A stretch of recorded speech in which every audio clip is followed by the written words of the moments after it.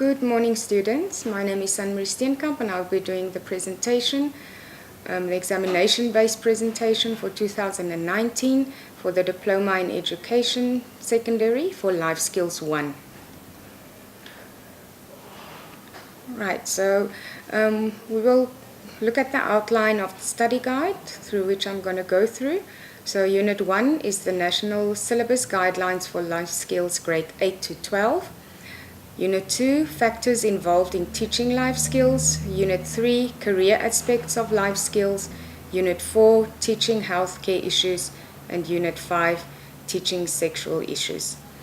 So the study guide has these 5 units, and it's very important that you read through the entire study guide to make sure that you have a good knowledge of what is going on. Just a few pointers before we start with the presentation about doing your assignments. There's some important things that you need to remember about the assignment. One of the most common mistakes that students make when they do their assignments is that they simply copy and paste all the answers from their study guide onto their assignment. You will be penalized if you do that. So please use your own words and make sure that one can understand what you are writing. Make sure that the tutor understands what you are meaning when you are writing. Another big mistake is that many of the students tend to use bullet points with each and every question when they answer. Please make sure that you understand the verb of the questions in your assignment. If you're going to just use bullet points to give your answers, you will also be penalized for that. Alright, so that's the biggest mistakes that students make. Make sure you give attention to that. Make sure that your assignment has a contents page and also a reference page. Very important. Put your page numbers on each and every page. Alright, so we will continue.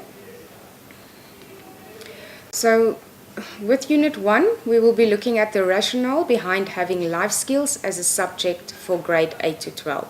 So rationale means like, why do we have life skills as a subject for grade 8 to 12? So life skills is a subject that intends to enable learners to find meaning in life. So that's probably the most important thing, is we want to find meaning in life. The intention of the program is to focus on the development of the learners through an holistic approach. An holistic approach, what does that mean? It means that we look at things from all sides, not just from one side. So the life skills curriculum is based on the concept of holistic education. The nature and use of learner portfolios in life skills for learning and assessment purposes.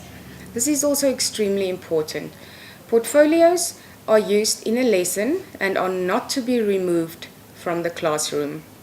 A teacher should always ensure that learners' portfolios are kept in a safe place, and that it also should contain all visible activities and written work done throughout the year. It could be an exercise book, a file, an envelope, anything that contains the learner's visible work. And each learner should be for each learner that should be developed for each phase. The portfolio should be available at all times to portray the learner's development, and it's also intended to provide evidence of the learner's personal growth. We move on to the purpose of assessment, and the overall assessment purpose of assessment is to make sure that the learners have understood the tasks that they have done and gain value and knowledge through these tasks. And the second part is that they are able to utilize this information within real life situations. So that's the main purpose of assessment, is to get a reliable picture of the progress of the learner. In the senior secondary phase, assessment will consist of informal and formal continuous assessment. So it gives us information of the learner, it gives us information that we can provide to the parents, and it's also evaluating the teacher and learning process. Types of assessment that we use is the formative and continuous assessment. Formative, as the word implies, is a way to form the assessments because the observations are made and information collected are used both to guide the learner and to help shape and direct the teaching learning process. Continuous assessment, again as the word implies, it's a continuing process and should be kept as simple as possible. Marks are given for various activities that can be recorded for continuous assessment. Important is that in grade 11, they will only be assessed during the first and second term. So here we have a comparison of the two. So informal and formal assessment. Informal is more observation of the learner's progress. So you as a teacher will be watching the learners. You will see how they investigate, interpret, apply information, how they communicate, how they make value judgment, and also in respect with the way that they participate in their activities. The more formal assessment consists of the tasks and activities that have been designed for specific purposes of assessing certain competencies. So the results of the learner's performance and tasks are recorded. Performance in projects and tasks will be selected, graded, and recorded.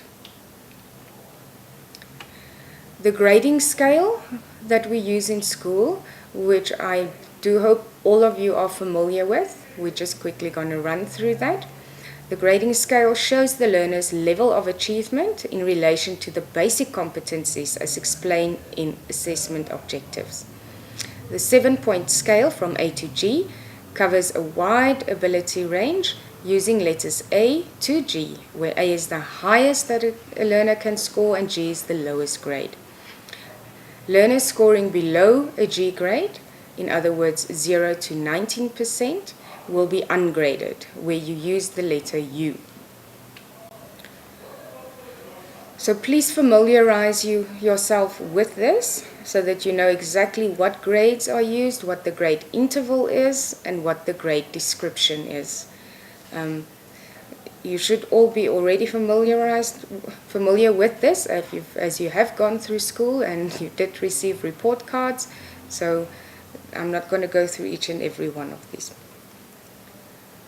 Okay, we're moving on to Unit 2, and we'll be looking at the socio-economic and educational barriers to motivational attitudes towards learning. Okay, so here we talk about the willingness of a learner to learn. What is the motivation for them to learn? And what motivates them to learn is whether their needs are met. Certain needs have to be met, otherwise learners will struggle to be motivated to learn. So we have Maslow's hierarchy of school needs, where the learner has 5 essential needs that must be met in order for them to feel motivated to learn. Basic nutritional and physiological needs must be met before a learner can feel they are in a safe place, where they are emotionally and physically safe. So when we look at that triangle, which is a representation of Maslow's hierarchy, we see we start at the bottom with the physiological needs, the safety needs, love and belonging, esteem, and self-actualization. So it works from the bottom up. So the first one has to be met before the next one can be met. All right, socio-economic and educational barriers to motivational attitudes towards learning. So we've just looked at what learners need in order for them to be motivated to learn. So now what we're going to do is we're going to look at things that prevents learners to feel motivated to learn. So it can be a mix of social and economic factors that is at play that can work against learners. So a lack of nutrition, in other words, they don't have the right food or enough food, lack of clothing, lack of a safe home environment, lack of a safe place to sleep, financial problems, and a society that thinks going to school is unnecessary because children should work on the family farm. Why learners should attend school for themselves and for national development? This is a very important question. Why do we need to attend school? It's not just to pass the grade, but there's a bigger picture going on here when we look at national development of our country. So national development refers to ability of a society or school or community to improve the lives of its people. Measures of improvement should include improving the rate of literacy, so being able to learn to read and write, improving job possibilities, improving income earning, reducing poverty and illness, and making our rights and needs available. The skills required for people to go out in the world, in other words, to be able to apply for a job, to own a house, to remain healthy and well, and to start at grassroots level like schooling. We're still with Unit 2, the role of character values. Character values are a framework of characteristics that make a person likable in society. So these are certain things that we need to be able to do well in life. So we need trust, respect, responsibility, fairness, care, and citizenship. So when a learner lacks any of these character values, they may have a very difficult time at school.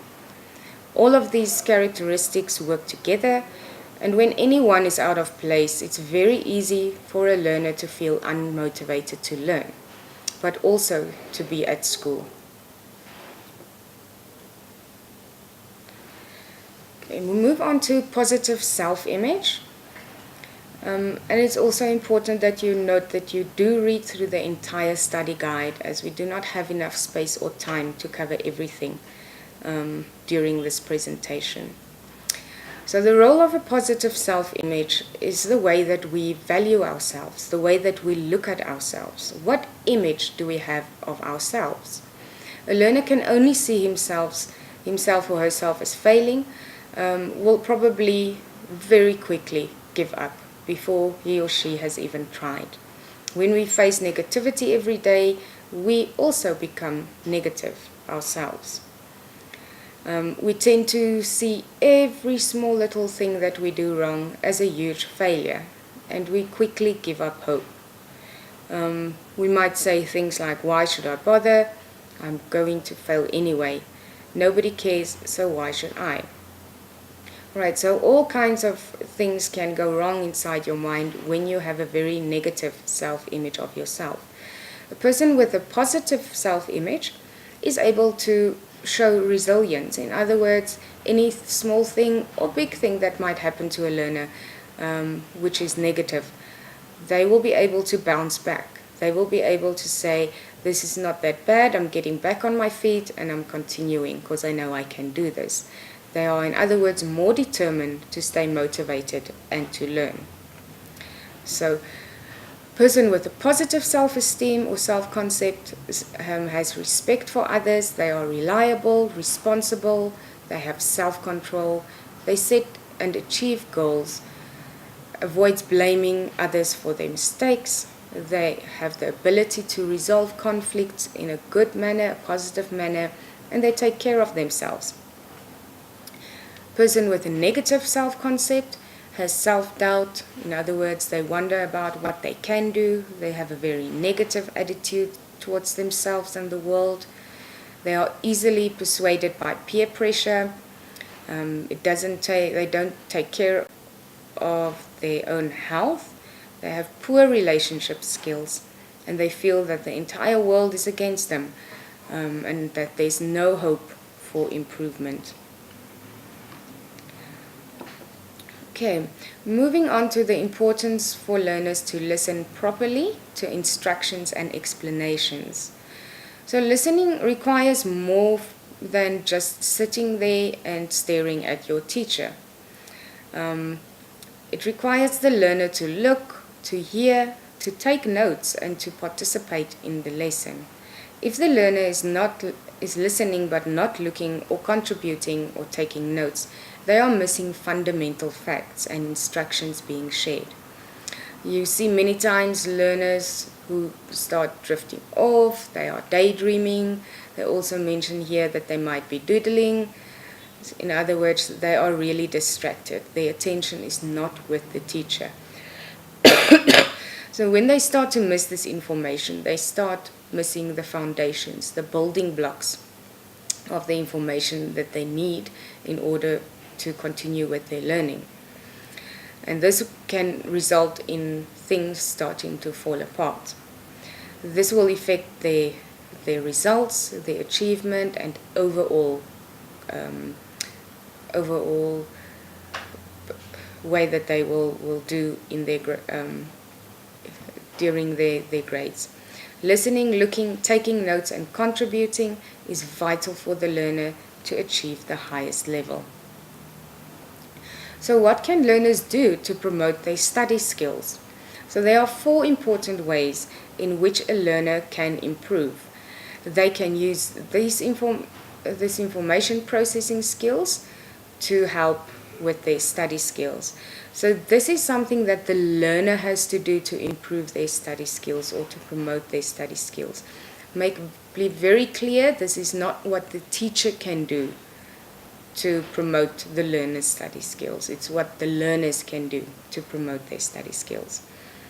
So the first 2 is focus and information gathering. Focus means to define the problem and set a goal on solving the problem. For example, study each section week by week. So we are focusing down on what the problem is. Information gathering. So we observe the materials, we collect new information, and we create questions. So we've read through everything, we collect the new information, and we create questions for ourselves. Remembering is to link learned information to other information learned from a bigger picture. Retrieve the necessary information and make use of summarizing skills. So now you've got all the information that you need, so you're going to go one step further, and in order for you to remember is to make some kind of relation between what you already know and the new information that you have gathered. Now you can put it all together and you summarize that. The next step and the last step is to organize the information. So now you are going to see some similarities and differences in the information that you've gathered. You can put those in categories, and these categories you can put into a logical order or pattern. Right, so we're moving on to Unit 3, where we look at career aspects of life skills. And there are 5 basic categories of questions that's normally asked when you go for an interview. So the company or business will ask themselves, can this person do the job? Will this person do the job? Will this person fit into the organization? Can we afford this person? And what questions does this person have for us? So under these 5 categories, there might be many more questions.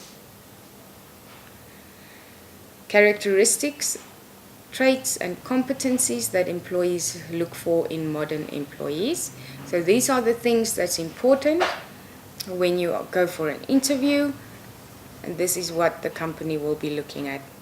Intelligence, honesty, skills, work ethic, flexibility, determination, working abilities, eagerness, problem solving, and loyalty.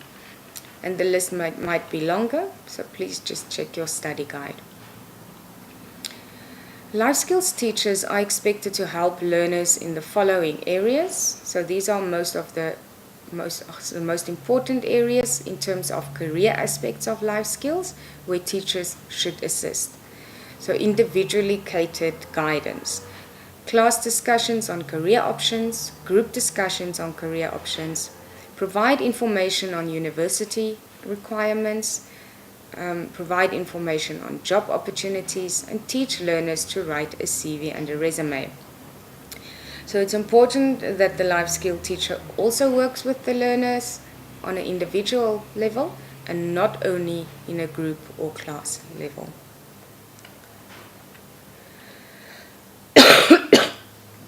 We're going to look at part-time jobs and job shadowing and the benefits of having those and doing those.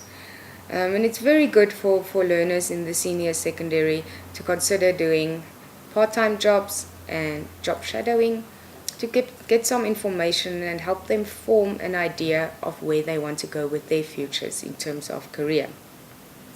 So some of the benefits of part-time job include gaining career readiness skills, including the soft skills that employees look for in entry-level workers. It increases your knowledge of a specific job and the skills that's needed for that job. Establishing a work history and connection with employers can aid in future job searches. So it's important for you to also then build up connections with possible future employers. You develop an understanding of different occupations and also see how you fit into that different occupations. You can earn spending money and learn how to handle it, so finances is also covered. You can develop responsibility and time management skills and also work on overcoming shyness.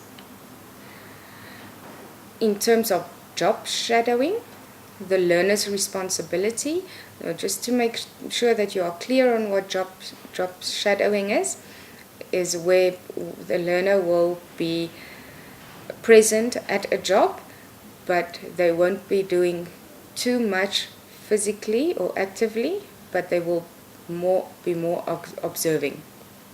All right, so it's more learning experience for the learner. So the learner's responsibility when they do the job shadowing is to prepare in advance for questions to be asked during shadowing. They should be punctual, thus they should be on time and be dressed appropriately. Attentive and observe as much as possible. And not be shy to ask questions, because this is their opportunity to learn about a job. There's an interview sheet in your study guide, so you can also provide that to your learners to take along. Follow the shadowing up with a letter of thanks. We always should be thankful for the opportunities that we get. And write your report on your shadowing experience as soon as possible after you have finished, because we tend to forget the most important things. Right. Okay, so steps in the career planning process. We have to look at these 4 steps when we plan, and it's important to start at the step that is most relevant for you now. So that could be that it's not necessarily step 1 first, but it's the one that's most relevant for you at the moment. Okay, so step 1 is knowing yourself, step 2 finding out, step 3 making decisions, and step 4 taking action. So when we look at step 1, knowing yourself, so you need to begin by thinking about where you are right now, where you want to be, and how you're going to get there. Once you have thought about where you are now and where you want to be, you can start working on getting to know your skills, interests, and values.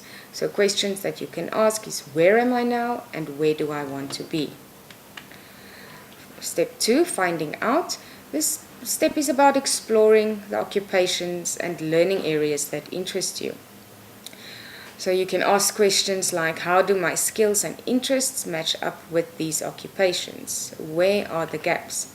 So more, where do I fit in terms of what I know about myself? Step 3 is making decisions. So this would involve comparing your options and narrowing it down to the choices that you think would fit you best. Questions that you can ask is, what are my best work or training options, and how do they match my skills, interests, and values? Last step, taking action.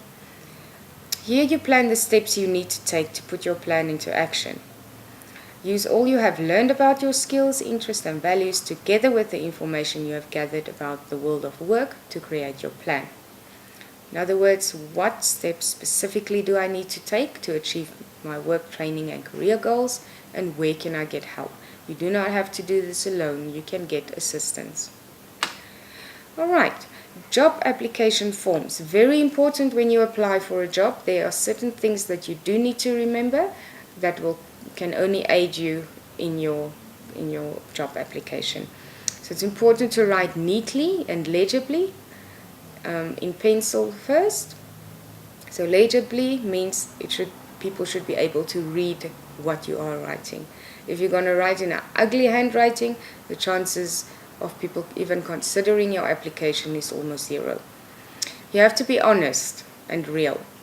Never use Tipp-Ex or scratch out any words. That's why it's important to fill it out in pencil first to make sure you have it right. Don't fold or crease your form. Make sure that it's nice and neat. All the questions needs to be filled out, and the information needs to be complete. Make sure that if you do not have anything to fill in at certain areas, you write either not applicable or you simply make a little line. Complete the print in capital letters. Handwriting neatness and cover letter are all combined into an overall impression, and you want to make a good one. Alright, move on to Unit 4, looking at teaching healthcare issues, and here we're shortly going to look at the impact of malnutrition. When learners are going hungry, some of the impacts it can have on them is weight loss, low mood, reduced mobility, increased risk of falling, reduced independence, infections, and confusion. There can be many more, so this is the impact on severe malnutrition. Alright, and we know if children don't have enough to eat, they will not be able to learn. We move on to cancer. So there's quite a bit of information in your study guide about cancer, and I suggest that you read through everything to make sure that you understand it very clearly. So what is cancer? Cancer is an abnormal growth of cells which tend to proliferate, which means multiply in an uncontrolled way. And in some cases, they also spread. The big word for that is metastasize. Cancer is not one disease. It's more than 100 different and distinctive diseases. That is why there is not one cure for cancer, and cancer can occur in many different forms. It affects any tissue of the body and can have many different forms in each area of the body. We continue with cancer and the importance for people to do a personal body inspection from time to time. And this is in order to prevent and have early detection of cancer. So it's important to observe and examine your body for diseases. Often something small can go unnoticed and therefore undiagnosed, which can lead to disease later in life. The most horrible thing is that people sometimes miss something that's wrong in your body, and if it is not treated in time, the avoidance of disease becomes less. So for boys and men, or teenagers and men, it's important to do some personal body inspections for their testicles. Testicle that has not descended can increase the risk of testicle cancer. Many testicle cancers are first discovered by self-examination as a painless lump or an enlarged testicle. Examination should be done in private and at least 3 months between the ages, every 3 months between the ages of 15 and 40. After the age of 40, it should be done more regularly. Testicular self-examination is painless unless a testicle is swollen or tender, and it takes only a minute. So this is important to teach your learners about this. For girls and women who have developed breasts, as well as boys, because they also do have breasts, it's important to do also self-examination. And it's important to teach your learners that boys can also get breast cancer. It's not something that is limited to girls and women. So the purpose of the examining your breasts is to help you detect breast abnormalities and changes. Breast lumps can either be cancerous or non-cancerous. Breast cancers can occur in males and females at any age. How can we deal with peer pressure and pressure to drink or smoke? So this is important for you to teach your learners, because peer pressure is something that every single young person experiences in school. Peer pressure is a common experience for young people, and they are easily influenced by the peers they have around them. Peer pressure occurs when somebody tries to convince another person that they should do something or take part in a certain behavior in order for them to be accepted. Peer pressure can be either positive and negative. How young people can deal with peer pressure to not drink and not smoke? Some worldwide common examples of negative peer pressures are pressure to try drugs, alcohol, and cigarettes, and the pressure to have sex, either by a partner or by friends. Forms of positive peer pressure includes encouragement to stop smoking and the pressure to stop any illegal activity, such as underage drinking or drug taking. There are ways to handle negative peer pressure without feeling cut off from your peers. You can use humor to deflect attention from yourself onto something or someone else. You can talk privately to the person who is putting pressure on you and tell them how you feel. Alright, the last unit, teaching sexual issues. Sexuality refers to the way in which a person views themselves, as a man or a woman. There are many aspects that fall under sexuality, such as feelings, beliefs, values, fantasies, and behaviors. With that in mind, we're going to look at the purpose of sex. The purpose of sex is multifaceted and has been complicated over the years. Something beautiful has become fascinating and has led to broken homes, marriages, and people. So there are different purposes of sex, and one is to have a relationship.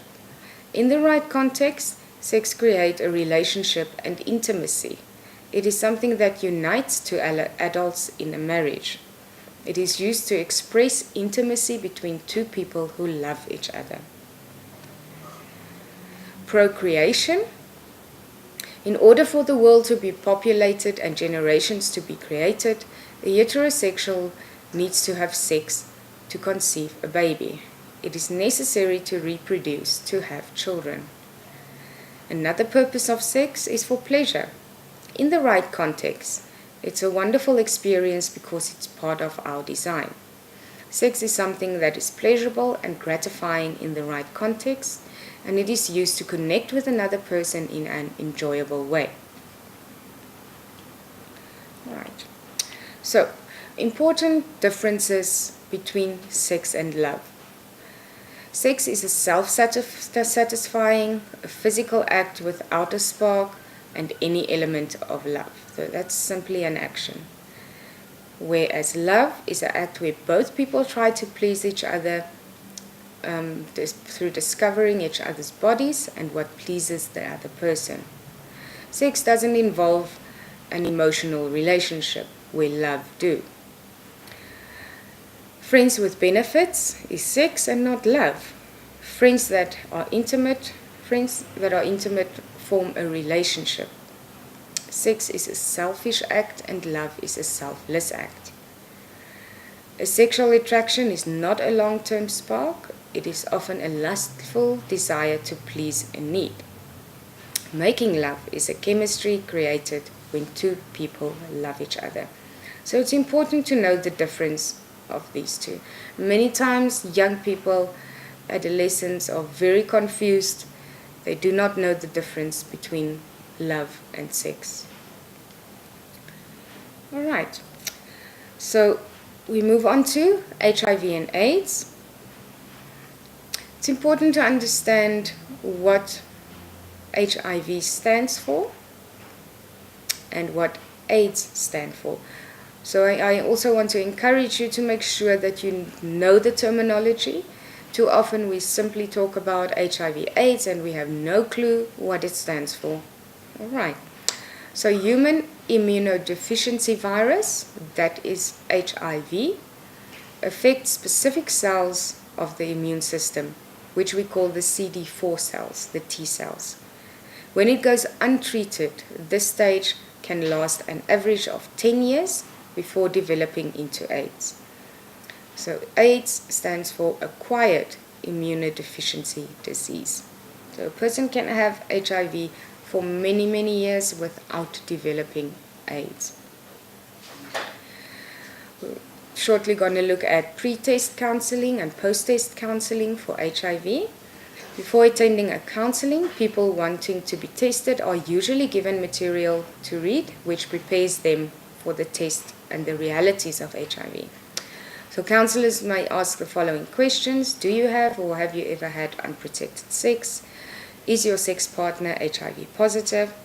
Do you use drugs or do you share needles? Specifically with drugs. Pre-test counseling will also explain how infection is spread, explain the testing procedure and confidentiality policy, explain the implications of a positive test result, ask about your support system, your family and your friends, ask how a positive result would affect your life, and ask how you would prefer to be informed or how you would prefer to inform your sex partners if the result is positive. And also try to answer any questions that you might have. Right, just a note about pre- and post-test counseling is that sometimes today it seems to be that counselors do not ask all of these questions, so make sure that your learners are aware of all of the questions that they need to be asked. Okay. The impact on the HIV positive person. So because a person is HIV positive, it doesn't mean that they should be treated differently from the rest of the world. They really just need support and love, and it takes a lot of strength for the person to come out and share their status. And they should deserve the same strength in return. Because there is no cure for AIDS, the hardest part to deal with is the possibility of death.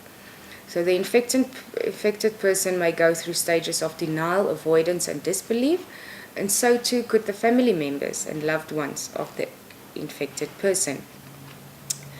So the family, of course, is then also impacted, and friendships and relationships may suffer and change, but the infected person is still the same. He or she is just fighting a disease.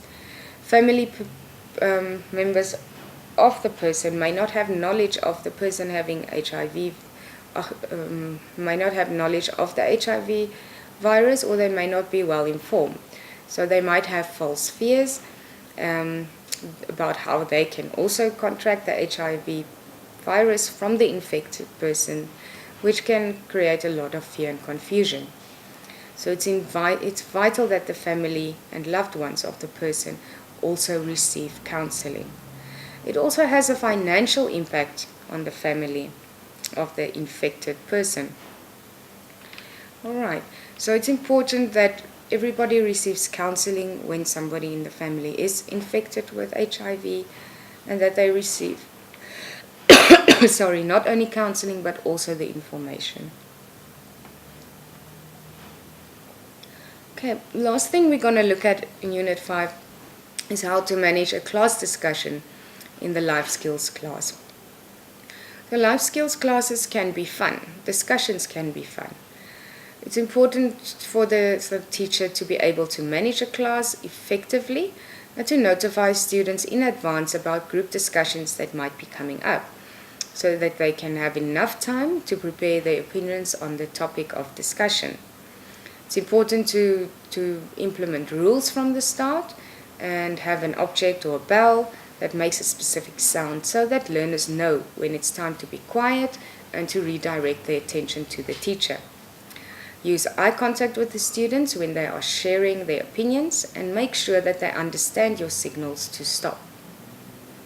If learners behave very negatively, they should be removed from the situation or the classroom. Okay, and that's the end of the show.